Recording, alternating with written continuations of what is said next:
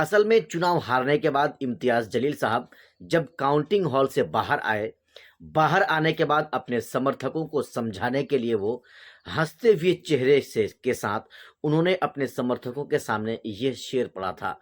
जी हाँ, आप जानते हैं, वाकई में आप हजार दुश्मन के साथ मुकाबला कर सकते हैं, लेकिन जो आपके आस्तीन का दुश्मन होता है, जो आपके अपनों का जो दुश्मन गद्दार होता है, दोस्तों उनके साथ आप कभी नहीं मुकाबला कर सकते हैं, क्योंकि वो आपकी बात को आपके पास से सुन लेगा और फिर जो आपका दुश्मन है उसके पास जाकर वो आपके सारा राज को वो खोल देगा। असल में दोस्तों होता ये है, महाराष्ट्र के अंदर विधानसभा का चुनाव हुआ, फाइनल परिणाम आ चुका है।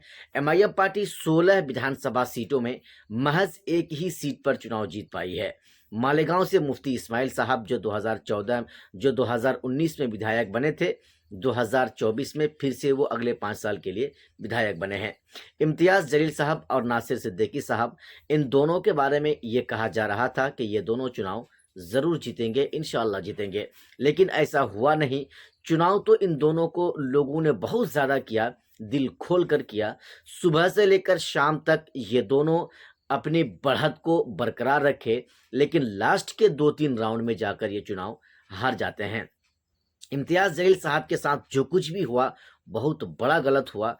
अब्दुल गफ्फार कादरी ने जो कुछ भी किया उनके साथ महाराष्ट्र के विधानसभा के इस चुनाव में, वो एकदम बिल्कुल गलत किया, उनको करना चाहिए ही नहीं था। अब्दुल गफ्फार कादरी ये एमआईएम पार्टी से 2019 को चुनाव लड़े थे, इसी विधानसभा से, औरंगाबाद ईस्ट से, और इस बार एमआईएम पार्टी उसको वहां से चुनाव लड़ाने के लिए, एमआईएम पार्टी इम्तियाज जलील को वहां से चुनाव लड़ने के लिए आमंत्रित करती है, उनको टिकट देती है, जिसके बाद ये अब्दुल गफ्फार कादरी गुस्से में आते हैं, एमआईएम पार्टी को छोड़ देते हैं और एमआईएम पार्टी को छोड़कर समाजवादी पार्टी में जाकर शामिल हो जाते हैं। समाजवादी पार्टी में जाकर शामिल होकर वो समाजवादी पार्टी की टिकट से चुनाव लड़ते हैं और तकरीबन 5 से 6 हज़ार वो वोट भी लाते हैं। चुनाव इम्तियाज जलील साहब हारते हैं महज 2100 वोटों से।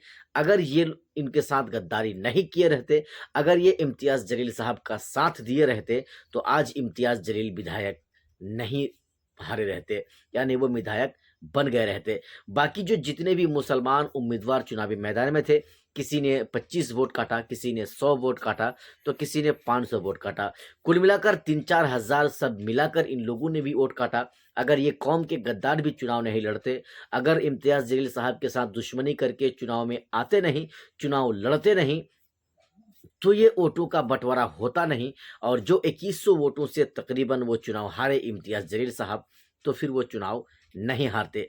बहुत सारी बातें हैं, बहुत सारी चीज़ें हैं।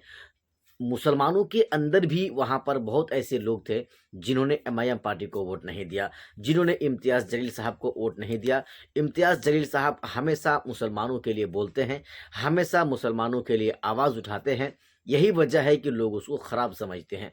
कुछ लोग कह रहे हैं कि इम्तियाज जलील साहब को राजनीति करना नहीं आता। इम्तियाज जलील साहब राजनीति करते करते वो राजनीति करने के दौरान वो गुस्से में आ जाते हैं और यही चीज़ें लोगों को ख़राब लगती है, ये कुछ लोगों का कहना है।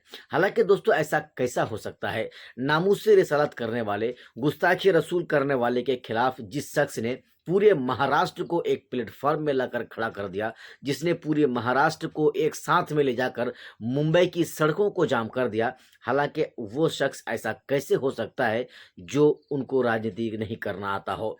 हालांकि इम्तियाज जलील के साहब वहां पर बहुत बड़ा धोखा हुआ है, ऐसा नहीं होना चाहिए था।